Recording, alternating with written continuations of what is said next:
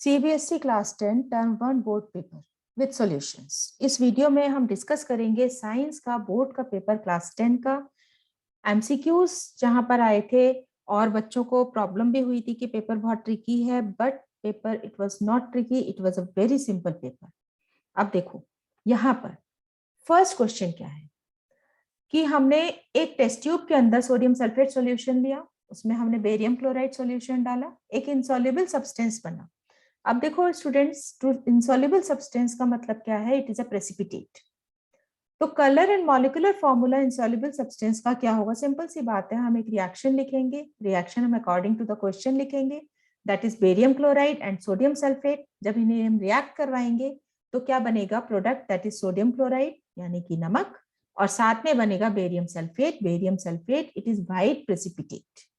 ठीक है, तो फॉर्मूला क्या बन जाएगा? BaSO4 और कलर होगा इसका व्हाइट।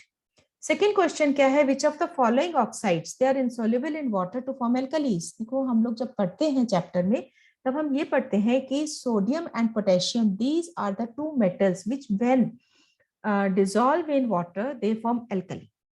वाटर के अंदर डिसॉल्व होने के बाद क्योंकि बहुत ज्यादा रिएक्टिव होते हैं और ये दो बेसिस एल्कली बनाते हैं, इसके साथ में और भी एल्कली बनाते हैं बेसिस, जो कि जिसमें कैल्शियम हाइड्रोक्साइड, मैग्नीशियम हाइड्रोक्साइड, इस टाइप के काफी सारे बेसिस आ जाते हैं। लेकिन यहाँ पर क्योंकि ऑप्शन में दो ही दिए हुए हैं, that is sodium and potassium, तो ऑप्शन हमारा हो जाएगा ए ऑप्शन, जिसमें फर्स्ट एंड थर्ड ये दोनों आ जाएंगे।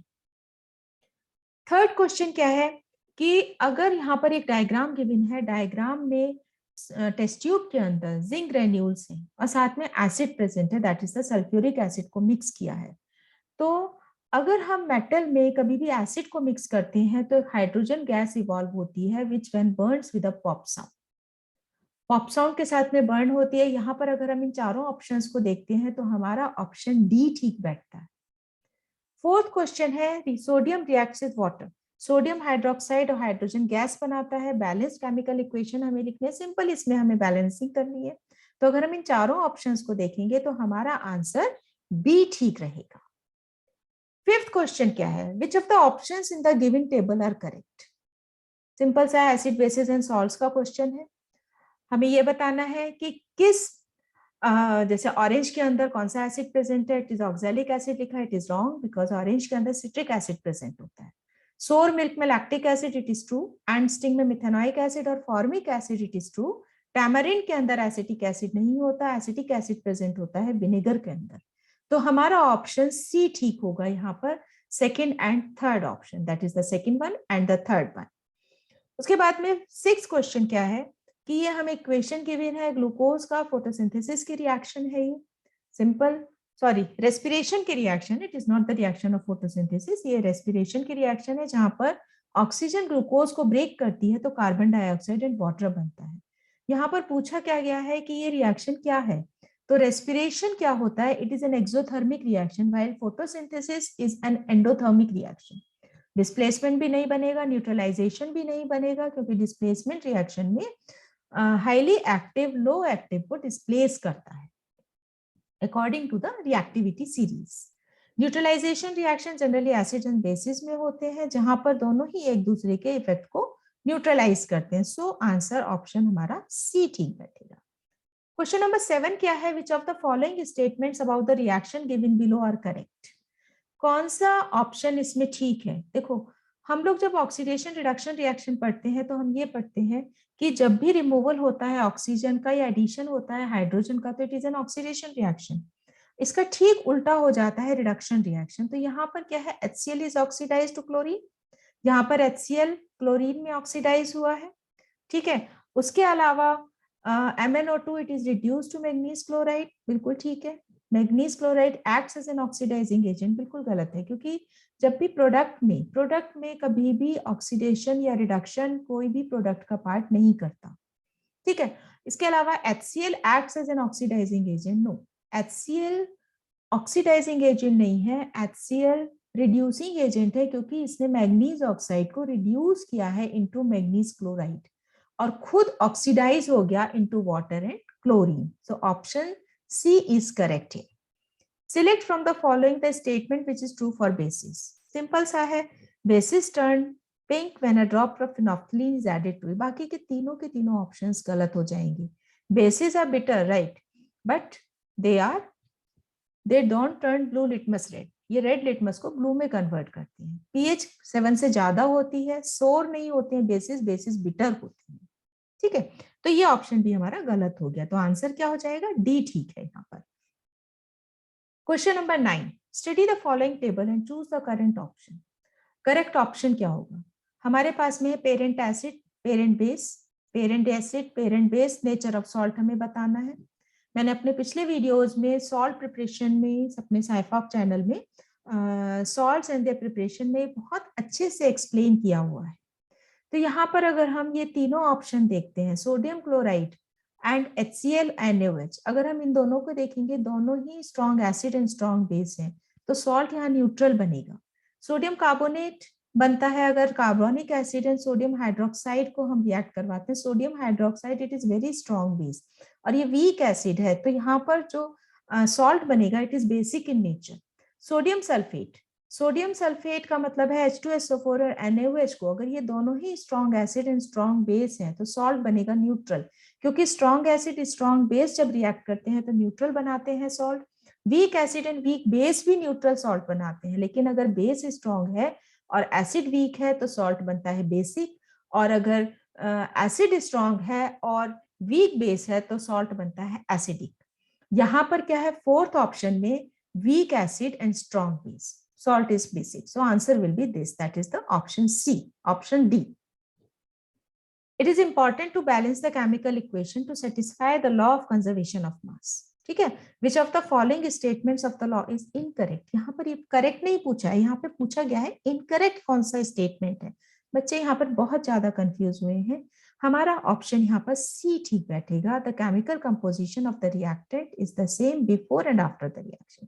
देखो, chemical composition reactant and product का कभी भी सेम नहीं होता है. जो भी रिएक्टेंट का कंपोजिशन है वो टोटली डिफरेंट हो जाता है जब वो केमिकली रिएक्ट करते हैं इन द प्रोडक्ट साइड. तो दिस ऑप्शन इज इनकरेक्ट. बाकी सब ठीक है ऑप्शंस यहाँ पर.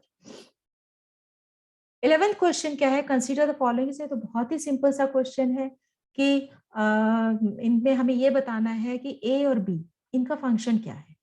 ठीक है, करेक्ट ऑप्शन क्या है? यहाँ पर ए है, फर्स्ट एंड सेकंड, यानी कि ये दोनों ठीक है. ब्लड वेसल ए क्या करता है? ए कनेक्टेड है वेंट्रिकल से, और वेंट्रिकल में क्या आता है? वेंट्रिकल के अंदर आता है carbon dioxide rich blood to the lungs.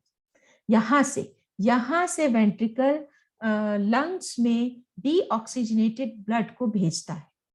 ठीक है, तो ए हो जाएगा कि डीऑक्सीजनेटेड ब्लड का मतलब होता है जिसमें कार्बन डाइऑक्साइड बहुत ज्यादा अमाउंट में प्रेजेंट है, ये लंग्स तक जाएगा. बी आ जाएगा, लेफ्ट एट्रियम है. लेफ्ट एट्रियम में ब्लड कौन सा आता है? ऑक्सीजनेटेड ब्लड आता है फ्रॉम द लंग्स. ठीक है, वेंट्रिकल से ब्लड जाता है और एट्रियम में ब्लड आता है.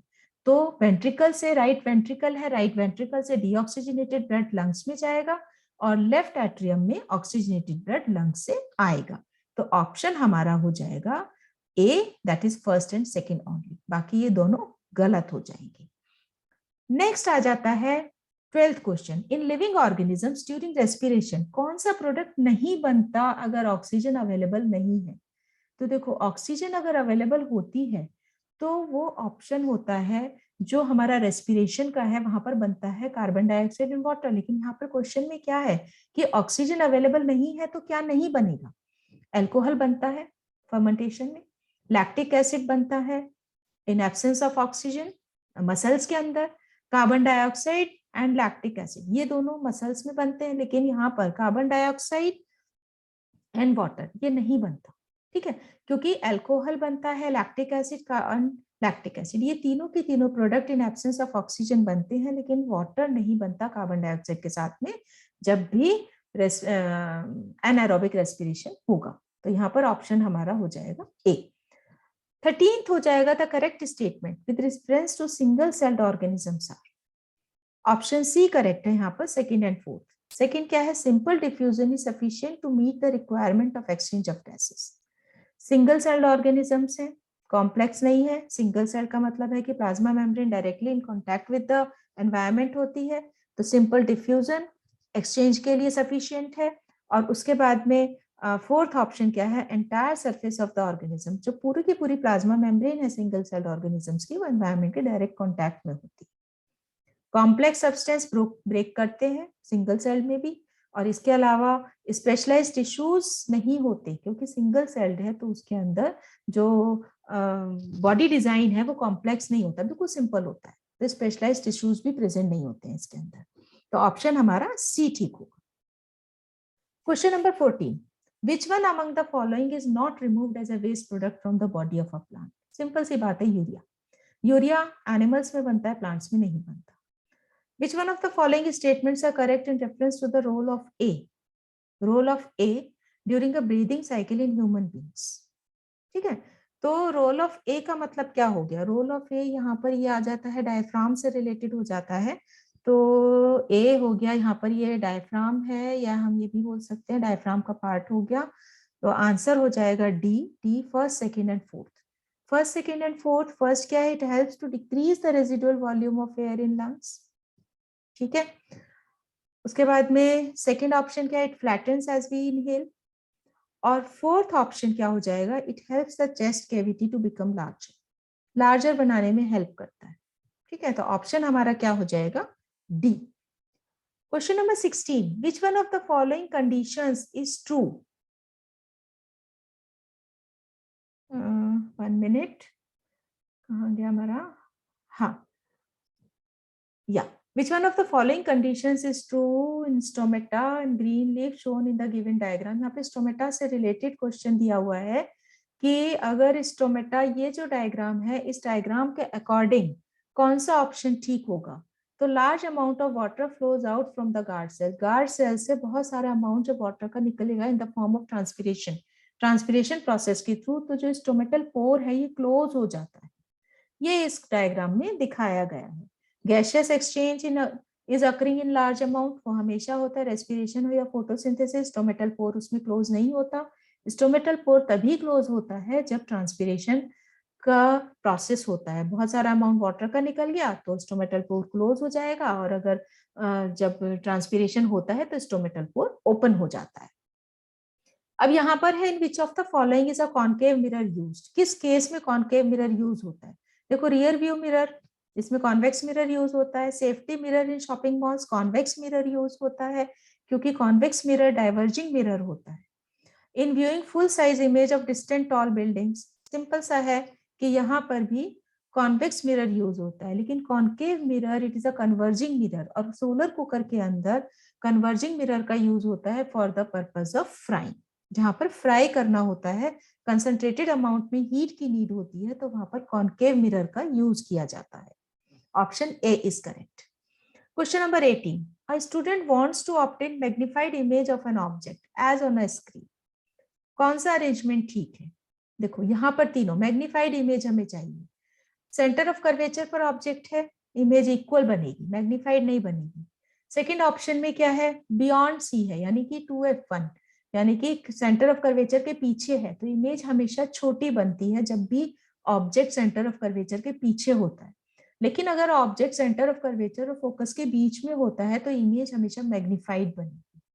ठीक है, magnified real and inverted image बनेगी जो कि स्क्रीन पर दिखाई देगी, लेकिन अगर फोकस पर है तो इमेज बिल्कुल इनफाइनाइट, इंफिनिटी पर जाके बनेगी, स्क्रीन पर हमें दिखाई नहीं देगी, बनेगी रियल एंड इन्वर्टेड लेकिन इंफिनिटी पर बनेगी, हमें दिखाई नहीं देगी। तो ऑप्शन यहाँ पर क्या हो जाएगा, C. Question number 19, the following diagram shows the use of an optical device to perform an experiment of light. As per the arrangement shown, the optical device is likely to be a, अब यहाँ पर option हो जाएगा convex mirror.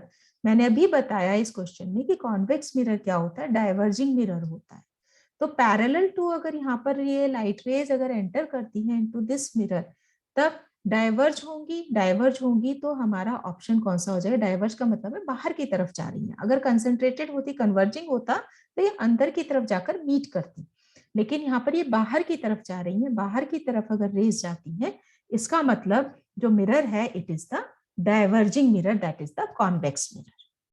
Question number 20 क्या है, a ray of light starting from air passes through medium A और refractive index 1.50 enters medium B of refractive index 1.33 and finally enters medium C of refractive index 2.40. If this ray emerges out in air from C, then for which of the following pairs of media the bending of light least? किस case में light की bending सबसे कम होगी? ठीक है, तो हम इसमें क्या करेंगे? देखो यहाँ पे मैंने डायग्राम तो ड्रॉ नहीं किया है, मैं देख रही थी पीछे। तो यहाँ पर हम क्या करेंगे? अब देखो रिफ्रैक्टिव इंडेक्स सबसे ज्यादा किसका है? रिफ्रैक्टिव इंडेक्स है 2.42 मीडियम सी का। उसके बाद में आता है 1.50 दैट इज मीडियम ए का, और सबसे कम रिफ्रैक्टिव इंडेक्स है 1.33 मीडियम बी। मीडियम बी क्या हो जाएगी? एयर। ठीक है, उसके बाद में refractive index 2.42 it is diamond, और refractive index 1.50 it is glass. Option हमारा हो जाएगा बी। जब ए से बी, मीडियम ए से मीडियम बी में लाइट जाएगी तो सबसे कम उसका की बेंडिंग होगी, क्योंकि जब रिफ्रैक्टिव इंडेक्स कम होता है तो रे of light away from the normal जाती है, बेंडिंग सबसे कम होती है। सबसे ज्यादा बेंडिंग कहाँ होगी? इसके अंदर होगी, मीडियम सी के अंदर होगी, क्योंकि यहाँ पर रिफ्रैक्टिव इंडेक्स सबसे ज्यादा है। जहां पर रिफ्रैक्टिव इंडेक्स सबसे ज्यादा होता है, बेंडिंग भी वहां सबसे ज्यादा होती है। ठीक है, तो इसलिए ऑप्शन हमारा क्या हो जाएगा? बी हो जाएगा, जब ए से बी में लाइट जाएगी। ठीक, ये P20 क्वेश्चंस हैं। मैंने अपने इस वीडियो में इन 20 क्वेश्चंस को डिस्कस किया है, और अपने नेक्स्ट वीडियो में मैं आगे के 20 क्वेश्चंस को डिस्कस करूंगी, क्योंकि बहुत ज्यादा लेंथी मेरी वीडियो हो जाएगी। इसलिए 20 क्वेश्चंस की आप लोग मेरे नेक्स्ट वीडियो को जरूर देखना, जिसमें आपको नेक्स्ट 20 क्वेश्चंस आपको वहां पे सॉल्व कंडीशन में सॉल्व मिल जाएंगे।